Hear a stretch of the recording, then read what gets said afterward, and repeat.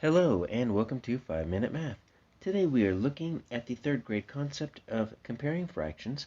This is standard 3.3H in the great state of Texas, and we are using item number 17 off the 2021 released STAAR test.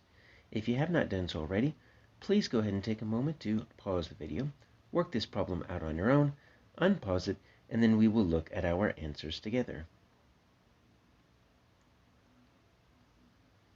So we have some fraction strips, and we're going to use them to compare fractions. Now, these fraction strips are not labeled, so we need to be able to label them ourselves. So let's start by doing that. Once we do that, our comparisons become pretty easy. So this very top one shows us, it's always going to show us the whole. It's going to be one whole, and sometimes we say 1 over 1. Remember, our top number is our numerator that tells us how many pieces we're looking at. The bottom number tells you how many pieces altogether. So think of each of these strips as separate fractions stacked on top of each other. So that's one fraction. Here's our next fraction. We're looking side to side. So we've got two total pieces there. So we're going to label each of these as 1/2. And if we put 1/2 and 1/2 together, we're going to get 2 halves. That would make 1 whole.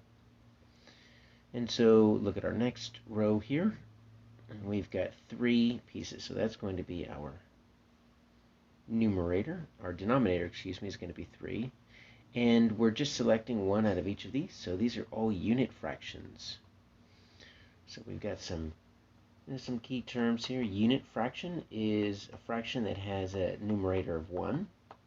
Remember, our numerator is our top number in any fraction. That tells us how many pieces we're looking at. And our denominator is our bottom number. And it tells us how many pieces total. And that's why we have to know we're looking side to side.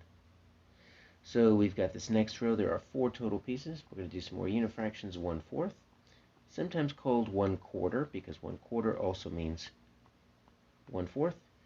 And we've got 2 more rows here. Let's count 1, 2, 3, 4, 5, 6.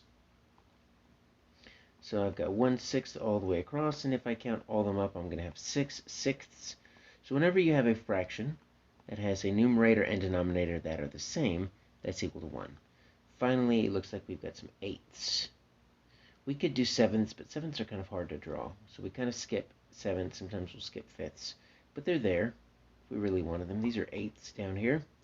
So now that we have our fractions, let's take a look at some of our comparisons, A, B, C, or D. So we've got 1/6. So I'm just going to put a box around 1/6 right here. Is less than, I know that's less because it's got like a sideways L right there, and it's less than 1/4. Oh, I'm going to put a box around 1/4. Well, does 1/6 look like it's less than 1/4? Actually, yes, it does. It definitely looks like it, so that could be our answer right there. Now you might be thinking, wait, 6 has got a larger number in the denominator. How is that going to be less than 1/4, which has got a smaller number in the denominator? Well, here's the strange thing about fractions. When you're dealing with denominators, the larger the number, the smaller the piece. Take a look up here. We've got these two fractions, 1/2, 1/2. The denominator is 2, very small. Look how big those pieces are. Take a look at how small 1/8 is. And that's because the larger your denominator gets, the more pieces are being cut out of that same whole, and each piece gets smaller and smaller. So you have to kind of think backwards here. Let's look at B, 1/3 and 1/8. So let me kind of draw 1/3 here. I'll put some slashes so we can differentiate it. There's my 1/3, and there's my 1/8. Yeah, 1/3 is definitely not less than 1/8. It is greater than, so we can get rid of that one. 1/4 is greater than 1/2. So here's my 1/4, already got it. And here is my 1/2. No, definitely not. I'll put some diagonals this way so we can see what we're looking at. 1/4 is not greater than 1/2. It is less than 1/2. 1/2 is pretty large.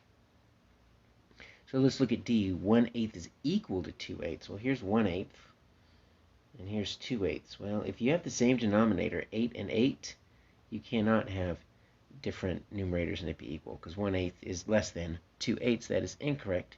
So our answer is A.